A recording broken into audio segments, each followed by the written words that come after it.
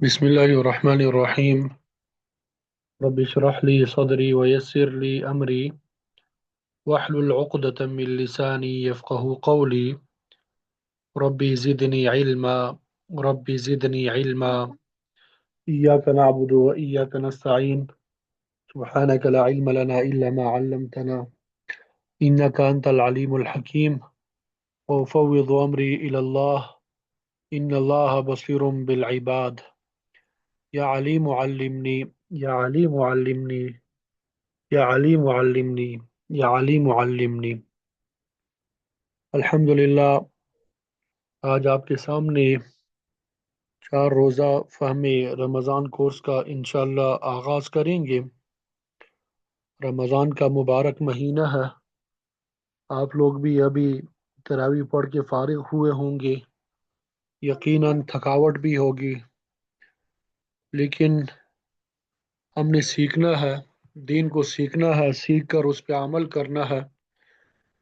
تو یہ تھوڑی بہت مشقت جو ہے انشاءاللہ اس کو ہم نے برداشت کرنا ہے تاکہ دین کا صحیح فہم ہمیں نصیب ہو جائے۔ انشاءاللہ میں کوشش کروں گا آسان اور عام فہم انداز سے رمضان کے حوالے سے آپ کے سامنے گفتگو کروں گا۔ کچھ باتیں تو ایسی ہے کہ جن کا رمضان سے پہلے ذکر کرنا چاہیے تھا، لیکن چونکہ ہمیں موقع نہیں مل سکا تو ابھی ہم ذکر کر دیتے ہیں۔ انشاءاللہ اب بھی ان کا ذکر کرنا فائدے سے خالی نہیں ہوگا۔ آپ نے کورس کا جو اشتہار پڑھا ہوگا، دیکھا ہوگا، اس میں ہم نے 4 چیزیں جو ہے وہ ذکر کی تھی کہ آپ سیکھیں گے: ایک استقبال رمضان، ایک حقوق رمضان، ایک اعمال رمضان، اور ایک مسائل رمضان۔ اہم جو ہے وہ تو مسائل رمضان ہے، انشاءاللہ آخر میں بیان کریں گے۔ اب سب سے پہلے استقبال رمضان کے حوالے سے آپ کے سامنے مختصر گفتگو کر لیں گے۔ استقبال رمضان کے مختلف اعمال ہے۔ سب سے پہلا عمل جو ہے آپ صلی اللہ علیہ وسلم کا خطبہ پڑھنا۔ شعبان کی آخری تاریخ میں آپ صلی اللہ علیہ وسلم نے رمضان کے بارے میں جو بیان فرمایا، رمضان کے فضائل سے متعلق آپ صلی اللہ علیہ وسلم کی چند جامع احادیث ہے۔ سب سے پہلے وہ آپ کے سامنے میں بیان کروں گا تاکہ اس مبارک مہینے کی اہمیت اور اس میں زیادہ سے زیادہ نیک اعمال کرنے کا جذبہ پیدا ہو جائے۔ وہ خطبہ کیا ہے کہ آپ صلی اللہ علیہ وسلم نے 29 شعبان کو تمام صحابہ کو جمع فرمایا۔ اس کا ترجمہ میں آپ کے سامنے پڑھ کے آپ کو سنانے لگا ہوں کہ اے لوگو، تمہارے اوپر ایک بہت بڑا مبارک مہینہ آنے والا ہے، سایہ ڈالنے والا ہے، برکتوں والا مہینہ ہے، اور اس مہینے میں ایک رات شب قدر ایسے مرتبے والی ہے جو 1000 مہینوں سے بڑھ کر ہے۔ جو کیا ہے؟ 1000 مہینوں سے بڑھ کر ہے۔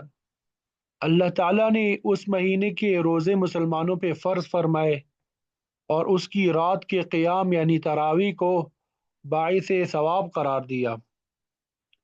جو شخص اس مہینے میں کسی نیکی کے ذریعے اللہ تعالیٰ کا قرب حاصل کرے، وہ ایسا ہے جیسے غیر رمضان میں کوئی فرض ادا کرے، اور جو شخص اس مہینے میں کوئی ایک فرض ادا کرے، وہ ایسا ہے جو غیر رمضان میں 70 فرض اس نے ادا کیے ہوں۔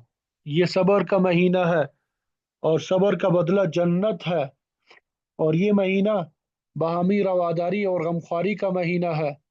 اس مہینے کی برکت سے مومن کے رزق میں زیادتی ہوتی ہے۔ جو شخص کسی روزے دار کو روزہ افطار کرائے، وہ اس کے لیے گناہوں کے معاف ہونے، دوزخ سے نجات کا ذریعہ ہوگا، اور اس روزہ دار کے ثواب میں سے بھی کچھ کم نہیں کیا جائے گا۔ सहाबा ने अर्ज किया, या रसूल अल्लाह, हम में से हर शख्स तो इतनी वसाअत नहीं रखता कि रोजेदार को रोजा इफ्तार कराए। तो आप सल्लल्लाहु अलैहि वसल्लम ने इरशाद फरमाया कि अगर कोई शख्स एक रोजेदार का रोजा सिर्फ एक खजूर या पानी या दूध के घूंट ही से खुलवा देगा, तब भी अल्लाह ताला उसको उतना ही सवाब अता फरमाएगा। मतलब ये कि रोजेदार को भी मुकम्मल और पूरा सवाब हासिल होगा, और इफ्तार कराने वाले को भी मुकम्मल सवाब हासिल होगा।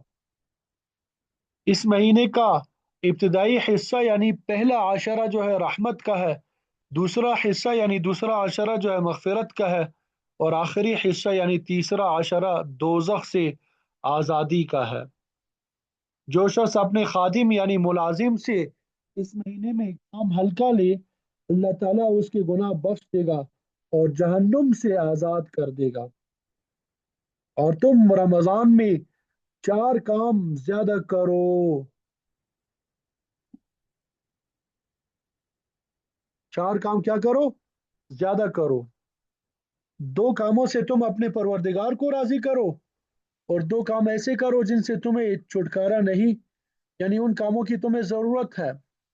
पहली दो चीजें जिनसे तुम अपने परवरदिगार को राजी करो, वो कलिमा तय्यबा और इस्तिगफार की कसरत है। कलिमा तय्यबा और इस्तिगफार की कसरत है। और जिन बातों के बगैर तुम्हें चारा नहीं है, वो जन्नत की तलब और दोजख से पनाह मांगना है। जन्नत की तलब और दोजख से पनाह मांगना है। और जो शख्स किसी रोजेदार को पानी पिलाएगा, क़यामत के दिन अल्लाह ताला उसको मेरे हौज़ कौसर से ऐसा पानी पिलाएगा कि उसके बाद जन्नत में दाखिल होने तक प्यास नहीं लगेगी। एक तो ये खुतबा था जो आप सल्लल्लाहु अलैहि वसल्लम ने दिया था। इसी तरह एक दूसरा खुतबा भी है। तो उबादा बिन सामित रज़ी अल्लाह तआला अन्हु से रिवायत है कि एक मर्तबा जब रमज़ानुल मुबारक का महीना आया, तो रहमत कायनात सल्लल्लाहु अलैहि वसल्लम ने हम लोगों से इरशाद फरमाया, लोगो, माह रमज़ान आ गया, ये बहुत बड़ी बरकत वाला महीना है। अल्लाह ताला इसमें अपने खास फजल करम से हमारी तरफ मुतवज्जे होते हैं, अपनी खास रहमतें नाजिल फरमाते हैं, खताओं को माफ फरमाते हैं, दुआएं कबूल फरमाते हैं। इस महीने में ताआत, हसनात और इबादत की तरफ तुम्हारी रग़बत और मुताबकत को देखते हैं। मसरत और फख्र के साथ अपने फरिश्तों को भी दिखाते हैं। तो ऐ लोगो, इन मुबारक दिनों में अल्लाह ताला को अपनी तरफ से नेकियां ही दिखाओ, यानी इबादत हसनात कसरत से करो। बिलाशुबा वो शख्स बड़ा बदनसीब है जो रहमतों के इस महीने में भी अल्लाह ताला की इस रहमत से महरूम रहे।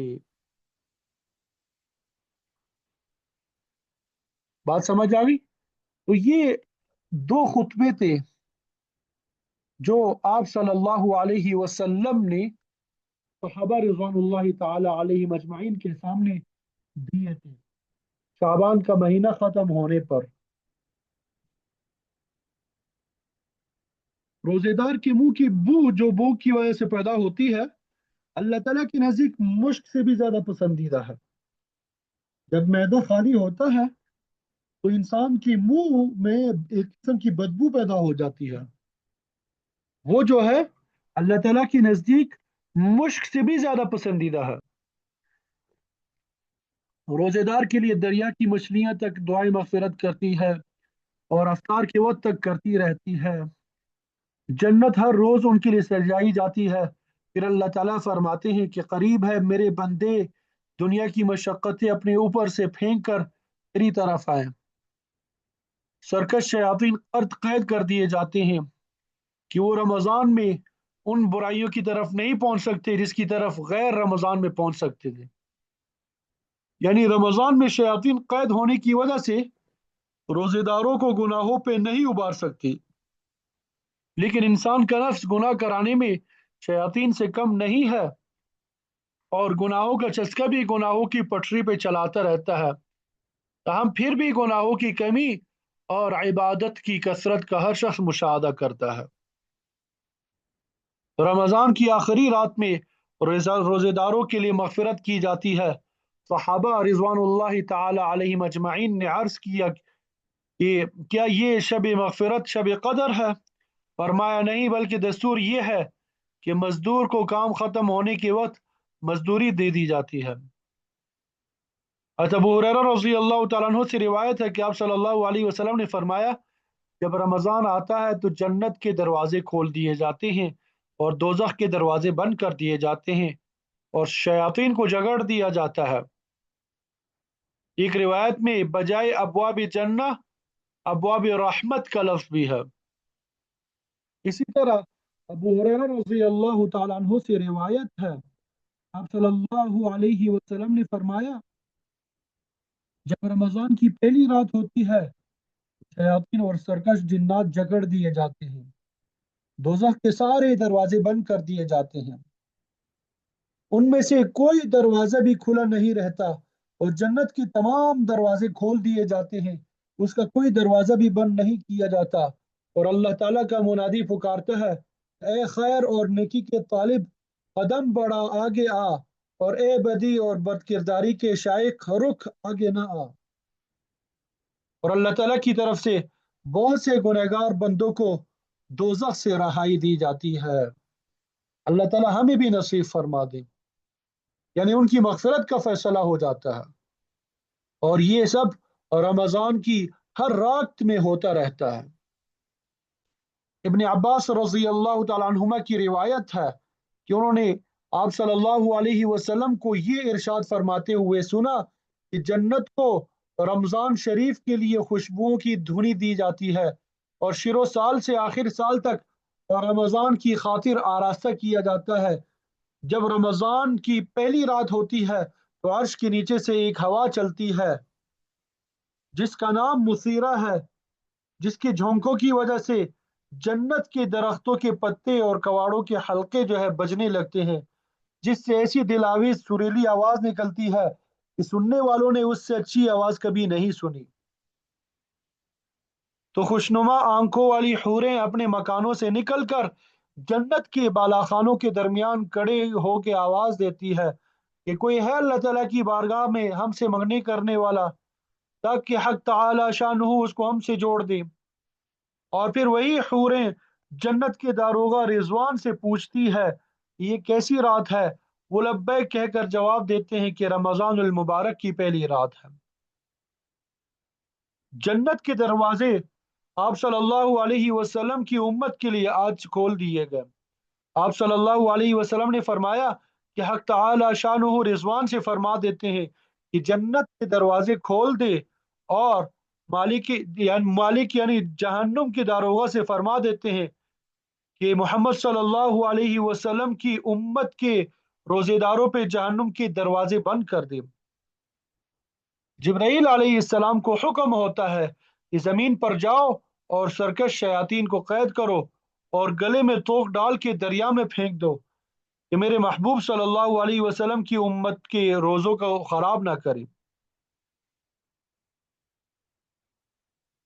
अनस रज़ी अल्लाह तआला अन्हु से रिवायत है कि जब रजब का महीना शुरू होता तो आप सल्लल्लाहु अलैहि वसल्लम ये दुआ कसरत से मांगा करते थे, अल्लाहुम्मा बारिक लना फी रजब व शाबान व बल्लिगना रमज़ान, कि ए अल्लाह हमें रजब और शाबान के महीनों में बरकत अता फरमा और अपने फजल करम से रमज़ानुल मुबारक तक हमें पहुंचा। अल्हम्दुलिल्लाह, अल्लाह ताला ने हमें रमज़ान तक पहुंचा दिया है। आगे भी हमें खैर आफियत के साथ इसको मुकम्मल गुजारने की तौफीक नसीब फरमा दे, ज़्यादा से ज़्यादा नेक अमाल करने और बुरे अमाल से हमारी हिफाजत फरमा दे। तो जो चीज़ फ़र्ज हो उसका सीखना भी फ़र्ज है, जो वाजिब हो उसका सीखना भी वाजिब है। तो जिन पर रोज़ा फ़र्ज है वो रमज़ान से पहले ही रोज़े की ज़रूरी मसाइल सीख लें कि किन बातों से रोज़ा टूट जाता है, क़ज़ा और कफ़ारा दोनों किन बातों में वाजिब होते हैं और किन बातों से रोज़ा टूट जाता है, लेकिन सिर्फ क़ज़ा वाजिब होती है, कफ़ारा वाजिब नहीं होता। वो कौन सी चीज़ें हैं जिनसे रोज़ा सिर्फ मकरूह होता है, टूटता नहीं है, और वो कौन सी चीज़ें हैं جو روزے کی حالت میں جائز اور مباح ہے۔ انشاءاللہ ان تمام باتوں کے بارے میں، روزے کے مسائل سیکھنے کے حوالے سے، آخر میں مسائل رمضان کے حوالے سے عنوان کے تحت ہم گفتگو کریں گے۔ اسی طرح رمضان کی قدر و قیمت اس وقت ہوگی جب اس کے فضائل جو ہے وہ معلوم ہو، اس کے فضائل جو ہے ذہن میں مستحضر ہوں، اور فضائل کو بار بار پڑھنے اور سننے سے ہوگا۔ لہذا ایک کتاب جو ہے فضائل رمضان، شیخ الحدیث مولانا زکریا صاحب رحمۃ اللہ علیہ کو خرید لے، شاید آپ کے گھروں میں بھی ہو، جنہوں نے فضائل اعمال لکھی ہے، ان کی ایک کتاب ہے فضائل رمضان، اور رمضان کے ختم ہونے تک روزانہ 10 سے 15 منٹ نکال کر اس کو پڑھے اور گھر والوں کو بھی سنائے۔ اسی طرح رمضان کے لیے ہمیں اپنے آپ کو فارغ کرنا چاہیے۔ 11 مہینے دنیا کے کام کاج کیے، رمضان کے ایک مہینے کے لیے بہتر ہے کہ اپنے آپ کو مکمل فارغ کر لیں، دفتر سے ملازمت سے ایک مہینے کے لیے چھٹی لے لے، نہیں تو کم از کم اتنا تو ضرور کر لے کہ اپنی دنیاوی مشغولیتوں کو جتنا کم کر سکتے ہو کم کر لے، جن کو مؤخر کیا جا سکتا ہو ان کو مؤخر کر کے رمضان کے بعد کر لیں۔ جو کام خواہ مخواہ رمضان میں کیے جاتے ہیں، حالانکہ اس سے پہلے بھی ہو سکتے ہیں، جیسے عید کی تیاری ہوتی ہے، وہ بھی ہمیں شعبان ہی کے مہینے میں کر لینی چاہیے۔ ابھی تو موقع نہیں ہے، آئندہ سالوں کے لیے یہ پھر ذہن میں رکھ لیجئے گا، تاکہ رمضان کے مبارک لمحات، بالخصوص شب قدر کی مبارک راتیں جو ہے وہ بازاروں میں ضائع نہ کی جا سکے۔ یہ بڑی انتہائی محرومی کی بات ہے کہ شب قدر کی مبارک راتیں ہم بازاروں میں جا کے گزار لیں۔ اس لیے ہمیں پہلے سے ہی لائحہ عمل تیار کر لینا چاہیے، کیونکہ یہ رمضان کا مہینہ جو ہے یہ ترک دنیا کے لیے ہے۔ اسی طرح ایک اہم بات کہ تراویح کے لیے ہمیں ایسی مسجد کا انتخاب کریں کہ جہاں تجوید سے پڑھنے والا قاری موجود ہو۔ ایک حدیث میں ہے کہ انسان نماز سے فارغ ہوتا ہے، اس کے لیے ثواب کا 10واں حصہ لکھا جاتا ہے۔ اسی طرح بعض کے لیے 9واں، بعض کے لیے 8واں، اور بعض کے لیے 7واں، چھٹا، 5واں، چوتھا، تہائی اور آدھا حصہ لکھا جاتا ہے۔ یعنی جس قدر نماز کی ظاہری شکل اور اندرونی کیفیات سنت کے مطابق ہوتی ہے، اتنا ہی زیادہ اجر و ثواب ملتا ہے۔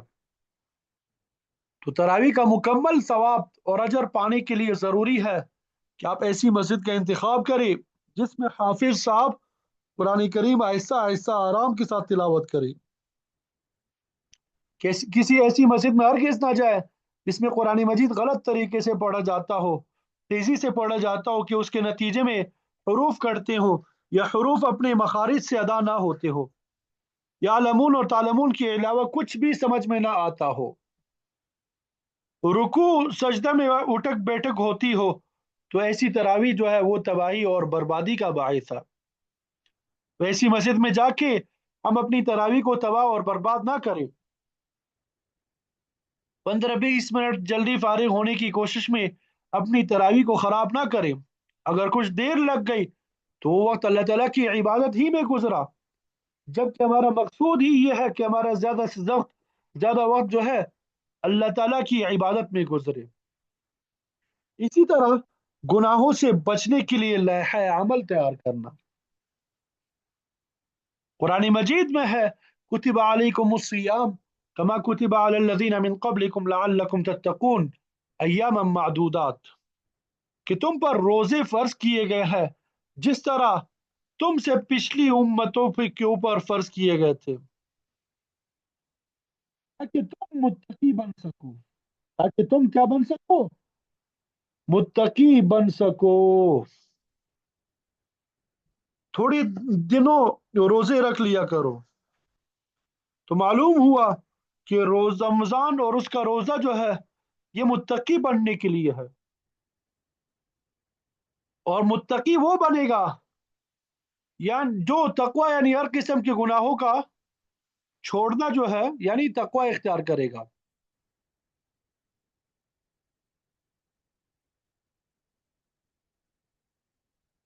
और तकवा हर चीज का है, आंख का भी है, जुबान का भी है, दिल दिमाग का, पेट का, हाथ पांव का भी है।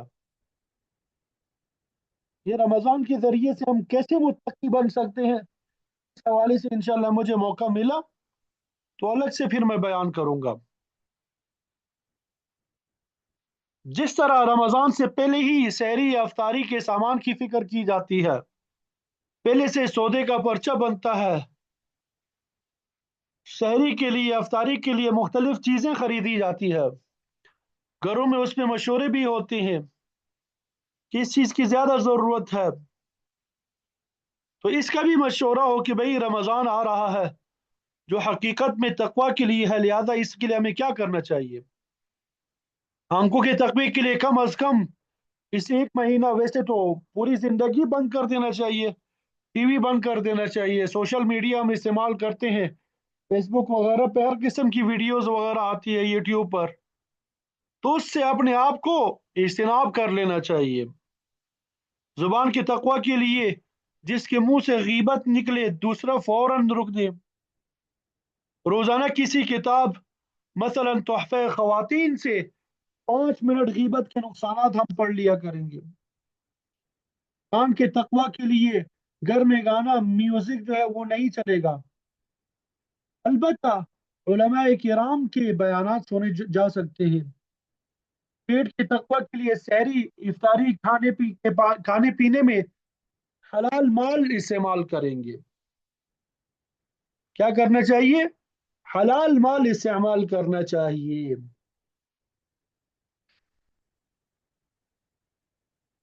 इसी तरह शाबान में भी कुछ रोजे रखने का एहतमाम करना चाहिए। अभी तो ये वक्त गुजर गया, आइंदा के लिए आपके जहन में हो।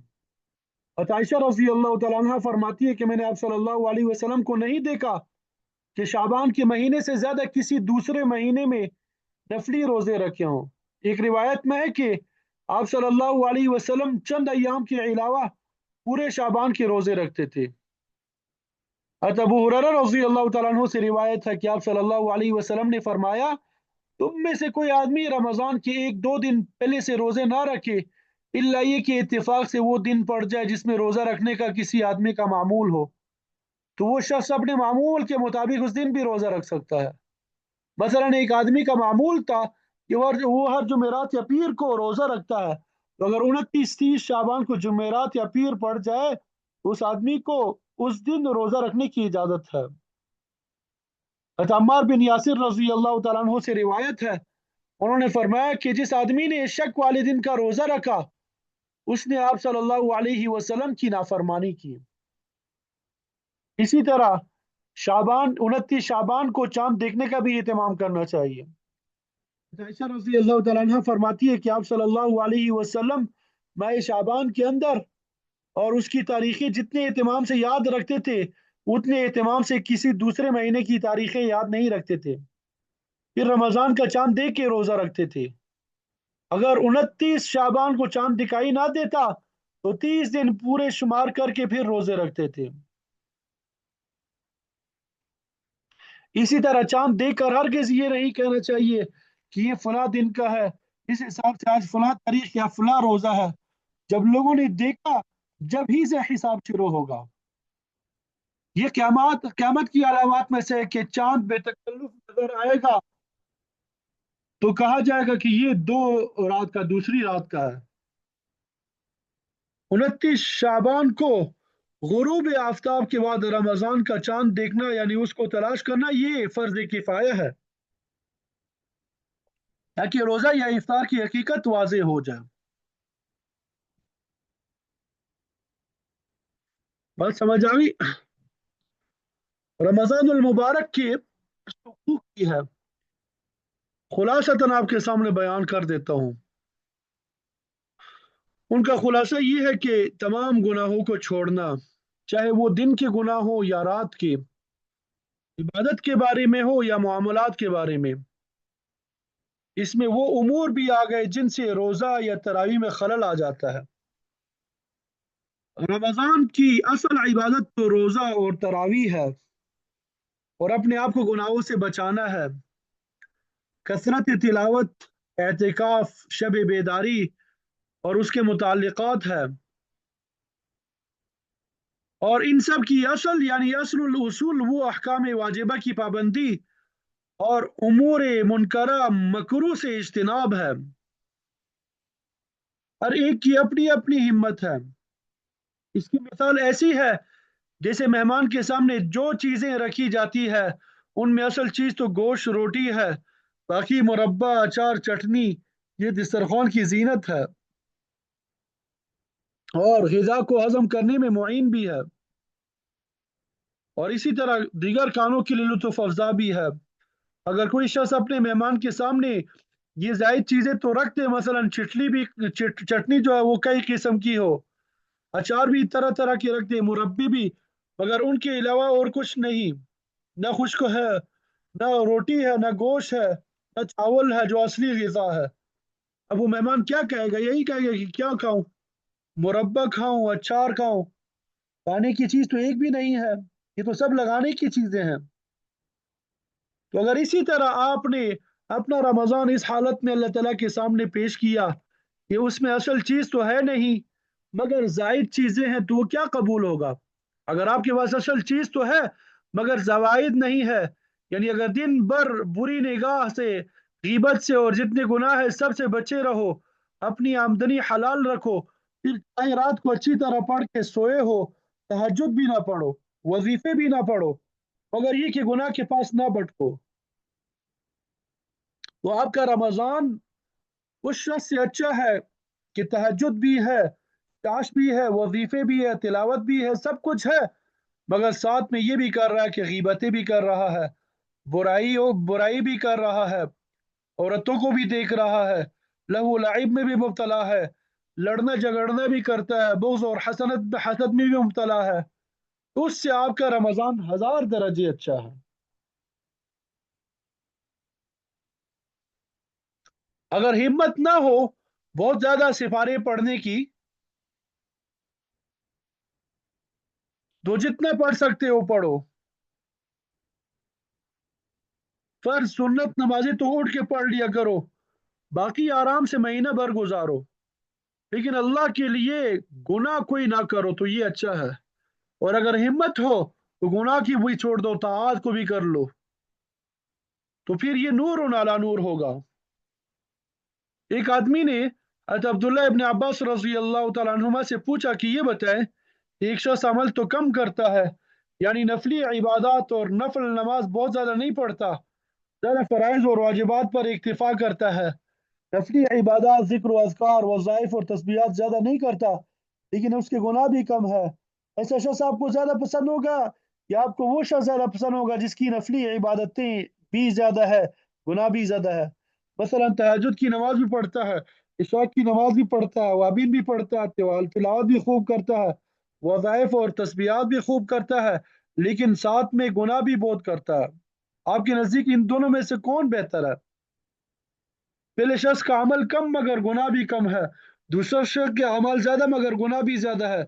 अब्बास रजी अल्लाह तआला अन्हुमा ने फरमाया कि गुनाहों से हिफाजत के बराबर में किसी चीज को नहीं समझता, यानी गुनाह आदमी जो है गुनाहों से महफूज हो जाए तो ये इतनी बड़ी नेमत है और इतना बड़ा फायदा है कि दुनिया का कोई अमल इसके बराबर नहीं है।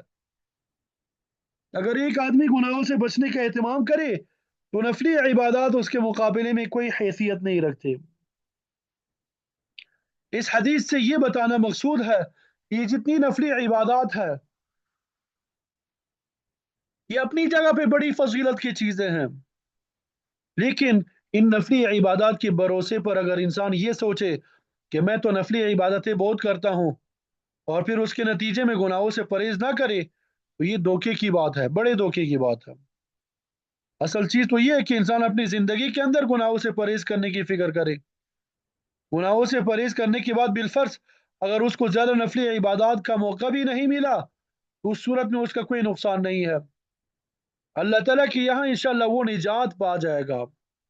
लेकिन अगर नफली इबादतें तो खूब करता है اور ساتھ میں گناہ بھی بہت کرتا ہے، تو اس کی نجات کی کوئی ضمانت نہیں ہے، کیونکہ یہ بڑا خطرناک معاملہ ہے۔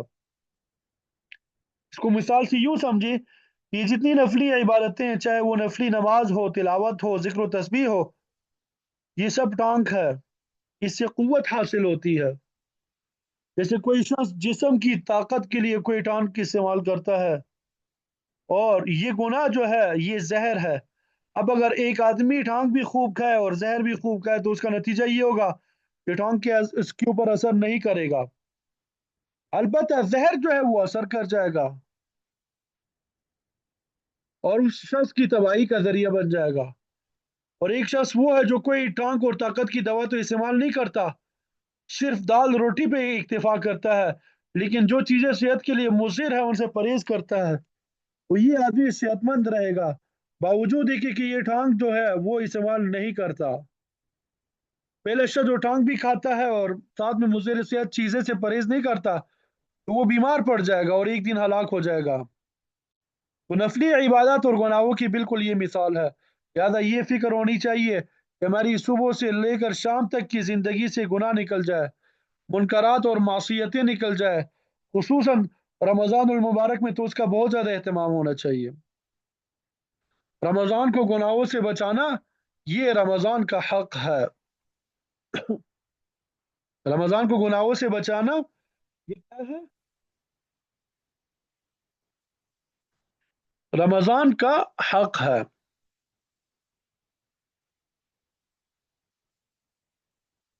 اسی طرح اعمال رمضان اور رمضان کے اعمال،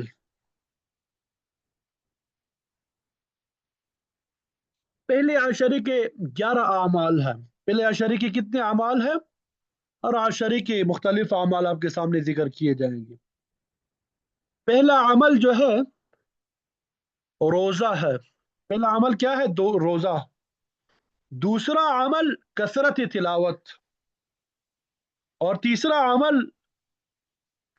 اذکار، چوتھا عمل دعائیں، نمبر 5 ماتحتوں اور ملازمین کے ساتھ تخفیف کرنا، ان کا خیال رکھنا، اور نمبر 6 صدقہ خیرات اور غمخواری، نمبر 7 عمرہ، نمبر 8 تراویح، نمبر 9 نوافل کی کثرت اور فرائض کا مزید اہتمام، نمبر 10 دین کی محنت کرنا، اور نمبر 11 ان تمام اعمال کو تقریباً 6 صفات کے ساتھ ادا کرنا۔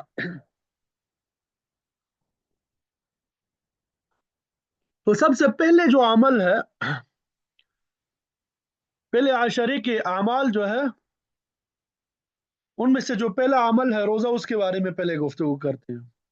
جیسا کہ آپ کو معلوم ہے کہ پہلا عشرہ جو ہے رحمت کا ہے، ان رحمت اللہ قریب من المحسنین، کہ اللہ تعالیٰ کی رحمت قریب ہے نیک اعمال کرنے والوں سے۔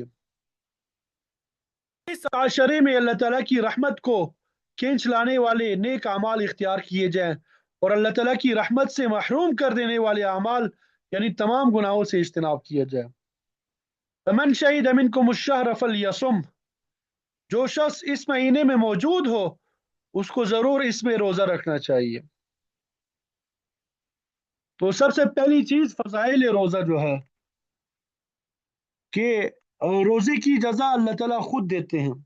انسان جو بھی نیک عمل کرتا ہے اس کی جزا جو ہے، اس کا اجر جو ہے اسے 10 گنا سے لے کے 500 گنا تک ملتا ہے۔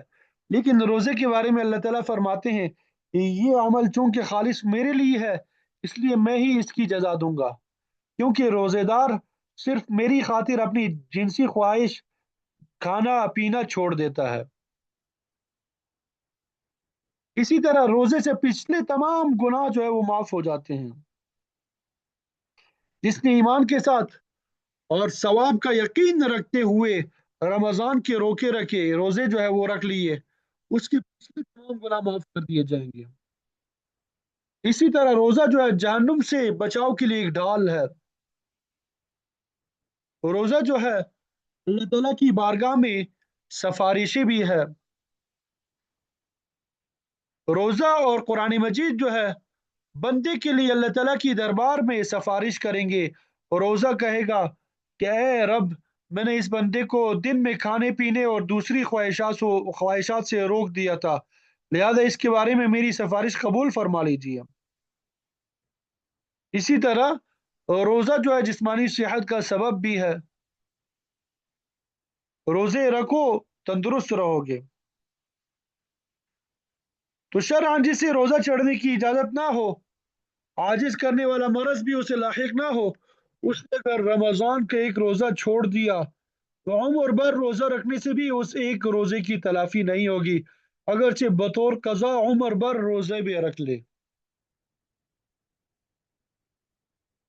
حقوق روزہ کے بارے میں حدیث ہے کہ روزہ میرے لیے ہے، جب ہم نے روزہ رکھا تو گویا ہم بزبان حال اللہ تعالیٰ سے یہ کہہ رہے ہیں کہ لے لیجئے حضور، یہ روزہ آپ کے لیے تحفہ ہے۔ عام حاکم وقت کے لیے اگر کوئی چیز بطور تحفہ دی جائے، خاص کر جب اس کی فرمائش بھی کی ہو، تو اس بات کا کس قدر اہتمام ہوتا ہے کہ عمدہ سے عمدہ صاف ستھری چیز پیش کی جائے۔ پھر اللہ تعالیٰ جو احکم الحاکمین ہے، ان کی بارگاہ میں روزے کو گناہ سے کتنا صاف ستھرا کر کے پیش کرنا چاہیے۔ حدیث میں ہے کہ آپ صلی اللہ علیہ وسلم نے فرمایا، رغم انفہ رغم انفہ رغم انفہ، کہ اس کی ناک خاک میں مل جائے، اس کی ناک خاک میں مل جائے، اس کی ناک خاک میں مل جائے۔ صحابہ نے عرض کیا، یا رسول اللہ وہ کون ہے؟ فرمایا تین شخص ہے، ایک تو وہ جس نے اپنے ماں باپ کو بڑھاپے کی حالت میں پایا اور اس نے جنت حاصل نہ کی، یعنی ان کی خدمت کر کے۔ دوسرا وہ جس کے سامنے میرا ذکر آیا اور اس نے درود شریف نہ پڑھا، اور تیسرا وہ جس کے اوپر رمضان کا مہینہ آیا اس نے گناہ معاف نہ کرایا اور وہ اسی طرح نکل گیا۔ تو اس حدیث سے معلوم ہوا کہ رمضان یا روزے میں خود معافی کا اثر نہیں ہے، بلکہ اس کے اندر خاص شان ہونی چاہیے، اور خاص شان وہ ہے جس کو آپ صلی اللہ علیہ وسلم نے فرمایا، من لم يدع قول الزور والعمل به فليس لله حاجة ان يدع طعامه وشرابه، کہ جو آدمی روزے میں باطل بولنا یعنی جھوٹ بولنا، برا کام کرنا نہ چھوڑے، تو اللہ تعالیٰ کو کچھ ضرورت نہیں ہے اس بات کی کہ چھوڑ دے اپنا کھانا اور اپنا پینا۔ تو یہ ہے وہ شرط جس کے پائے جانے سے روزے کے اندر معافی کی شان آ جاتی ہے۔ اس شرط کا حاصل ہے معاصی اور گناہوں کا چھوڑ دینا، اور اس کی طرف عام طور پہ توجہ نہیں ہوتی۔ حدیث میں کہ بہت سے روزے رکھنے والے ایسے ہیں ان کو دوران روزہ گناہ سے نہ بچنے کی وجہ سے روزہ کے ثمرات میں سوائے بھوکا رہنے کے کچھ بھی حاصل نہیں ہوتا۔ حدیث میں کہ روزہ آدمی کے لیے ڈال ہے، یعنی اللہ کے عذاب جہنم سے حفاظت کا سبب ہے، جب تک کہ اس کو جھوٹ غیبت وغیرہ گناہوں سے پار نہ ڈالے۔ تو ان حدیث سے یہ معلوم ہوا کہ روزے کا حق ہے کہ اس کو آنکھ کان ہاتھ پاؤں زبان دل دماغ کے گناہوں سے آلودہ اور گندہ نہ کیا جائے، خصوصاً معدے کی گناہ یعنی حرام کھانا، اس کو تو ضرور چھوڑ دیا جائے، کیونکہ یہ تمام خرابیوں کی جڑ ہے۔ جب روزے میں وہ چیزیں حرام کر دی گئی ہے جو پہلے مباح تھی، جو پہلے سے حرام ہے، تو ان کو بطریق اولا چھوڑنا ضروری ہے، اور یہ کوئی مشکل کام بھی نہیں ہے، یہ خاموش رہنے اور سوتے رہنے سے بھی حاصل ہو سکتا ہے۔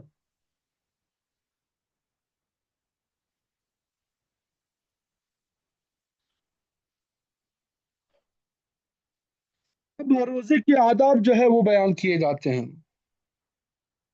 نمبر ایک، سحری کرنا۔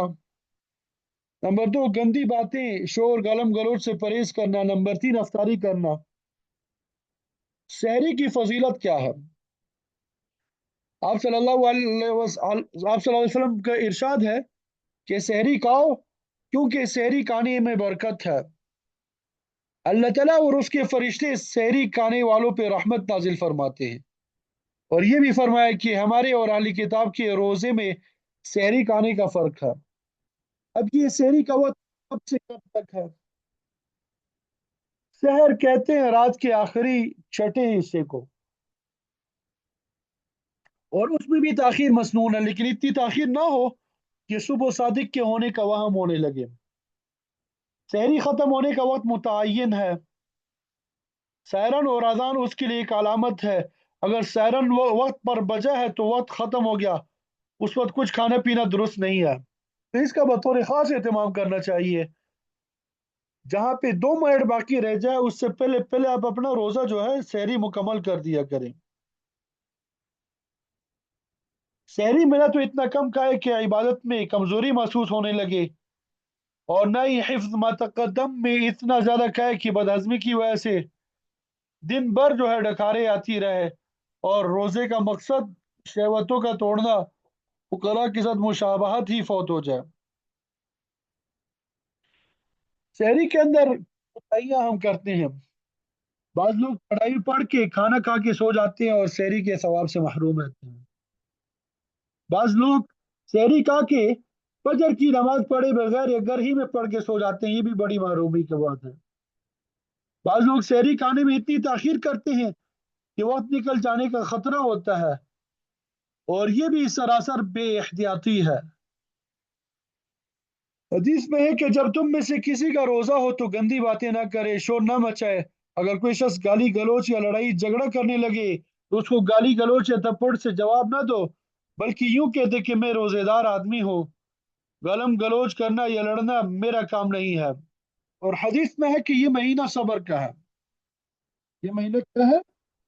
صبر کا ہے۔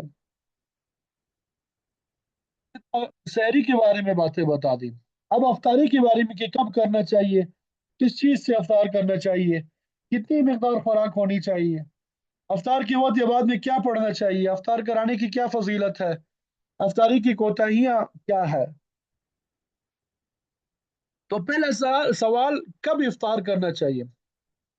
سورج غروب ہوتے ہی جلدی روزے افطار کرنا سنت ہے، افطار میں تاخیر کرنا خلاف سنت ہے۔ حدیث میں ہے کہ جب تک میری امت کے لوگ افطار میں جلدی کرتے رہیں گے وہ اچھے حال میں رہیں گے۔ اللہ تعالیٰ کے ارشاد ہے کہ اپنے بندوں میں مجھے وہ بندہ زیادہ محبوب ہے جو افطار میں جلدی کرے۔ روزے دار کی سحری اور افطاری میں اسی جگہ کے وقت کا اعتبار ہوگا جہاں وہ ہے، تو جو شخص عرب ممالک سے روزہ رکھ کر کراچی آئے اس کو کراچی کے وقت کے مطابق افطار کرنا ہوگا۔ جو شخص پاکستان سے روزہ رکھ کے مثلا سعودی عرب گیا ہو اس کو وہاں کے غروب کے بعد روزہ افطار کرنا ہوگا، اس کے لیے کراچی کے غروب کا اعتبار نہیں ہے۔ اب کس چیز سے افطار کرنا چاہیے؟ کھجور سے، وہ نہ ہو تو پانی سے ہی کر لیا جائے۔ حدیث میں ہے کہ جب تم میں سے کسی کا روزہ ہو تو وہ کھجور سے افطار کرے، اگر کھجور نہ پائے تو پانی ہی سے افطار کر لے، اس لیے کہ پانی کو اللہ تعالیٰ نے طہور یعنی ظاہر اور باطن کو پاک کرنے والا بنایا ہے۔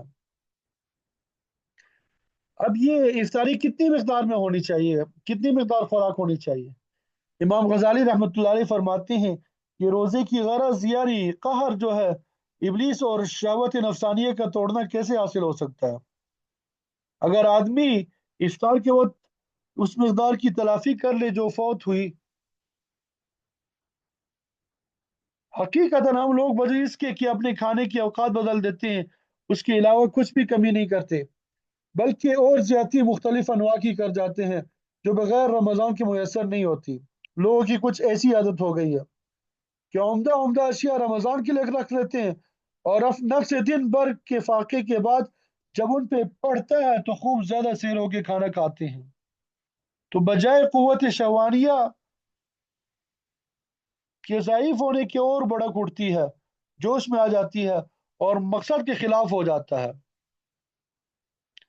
روزے کے اندر مختلف اغراض اور فوائد اور اس کے مشروع ہونے سے مختلف منافع مقصود ہے، سب جب ہی حاصل ہو سکتے ہیں جب کچھ بھوکا بھی رہے۔ بڑا نفع تو یہی ہے، بڑا جو نفع ہے یہی ہے جو معلوم ہو چکا ہے، یعنی شہوتوں کو توڑنا، اور یہ بھی اسی پہ موقوف ہے کہ کچھ وقت بھوک کی حالت میں گزرے۔ افطار کے وقت اور بعد میں کیا پڑھنا چاہیے؟ آپ صلی اللہ علیہ وسلم جب افطار فرماتے تو کہتے اللہم لک صمت وعلی رزقک افطرت، کہ اے اللہ میں نے تیری ہی واسطے روزہ رکھا اور تیرے ہی رزق عطا، رزق سے جو آپ نے مجھے رزق عطا کیا تھا اس سے افطار کیا۔ جب آپ صلی اللہ علیہ وسلم روزہ افطار فرماتے تھے تو کہتے تھے ذهب الظمأ، کہ प्यास चली गई, वब्तल्लत العروق, रगें जो सूख गई थी वो तर हो गई, वसबत अजर इंशाअल्लाह, और अल्लाह ने चाहा तो अजर और सवाब भी कायम होगा।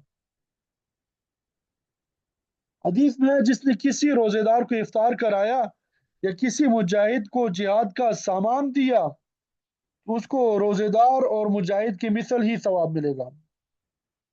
इसी तरह दूसरी हदीस में है कि जो शख्स किसी रोजेदार का रोजा इफ्तार कराए वो उसके लिए गुनाहों के माफ होने और आग से खलासी का सबब होगा। और रोजेदार के सवाब की मानद जो है उसको सवाब होगा, मगर उस रोजेदार के सवाब में से कुछ कम नहीं किया जाएगा।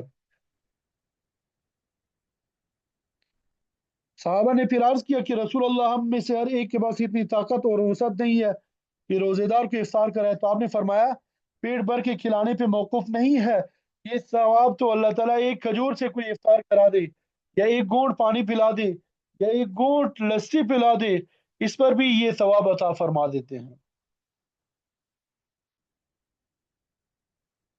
बात समझ आ गई? इसी तरह और रोजे के हवाले से, इफ्तार के हवाले से बहुत सी कोताहियों में मुब्तला है। कमसिन बच्चों की रोजा कुशाई और सियासी और दुनियावी मकासद और नामो नमूद के लिए अफ्तार पार्टियां करना, और फिर उन अफ्तार पार्टियों में मगरिब की नमाज या जमात या मस्जिद की जमात और तकबीर ऊला को छोड़ देना, रोजा खोरों को अफ्तार पार्टी में मदऊ करना, उन पार्टियों में मूवी और तस्वीर कशी इसराफ है, अल्लाह ताला की नेमतों को ज़ाया करना है, मखलूत महफिलें बेपर्दगी जैसे मुनकरात और गुनाहों का irतिकाब करना। अफ्तारी का जो कीमती वक्त है बजाय दुआ जिक्र तिलावत के अफ्तारी की तैयारी और अफ्तारी का सामान खरीदने में और अफ्तार पार्टियों की तैयारियों और टीवी देखने में गुजार देना, खुसूसन इसकी वजह से असर की जमात का निकल जाना, ये बड़ी काबिल अफसोस बात है।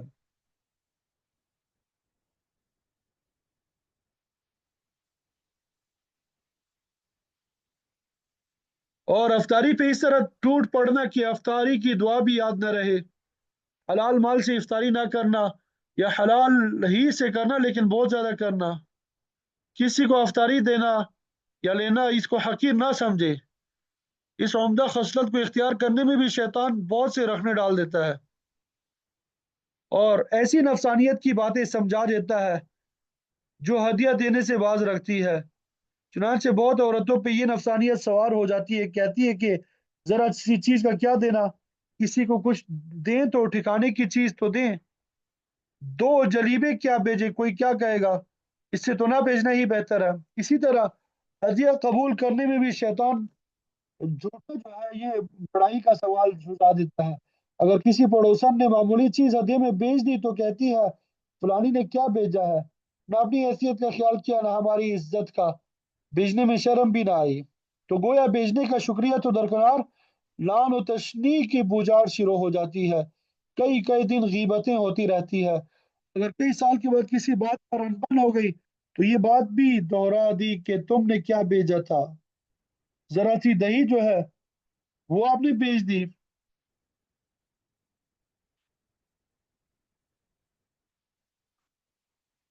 कुर्बान जाइए उस हकीम और मुआलिज सल्लल्लाहु अलैहि वसल्लम पर जिसको खालिक कायनात इल्म और इसी तरह दिलों की बीमारियों से आगाह फरमा दिया था और उनके इलाज भी बताए,